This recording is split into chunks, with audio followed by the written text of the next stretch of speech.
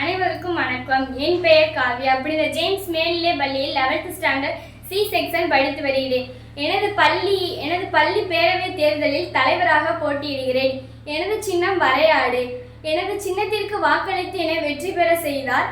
பிரதரிடம் எனக்கு இப்போ லீவ் வேணும் அப்படின்னு கேட்டிங்கன்னா ஆசிரியர்கிட்ட கேட்க பயமாக கிடக்குக்கா, பிரதர்கிட்ட கேட்க பயமாக கிடக்கு அப்படின்னா என்கிட்ட வந்து கேளுங்க, நான் பிரதர்கிட்ட பர்மிஷன் வாங்கி உங்களுக்கு கொடுப்பேன்.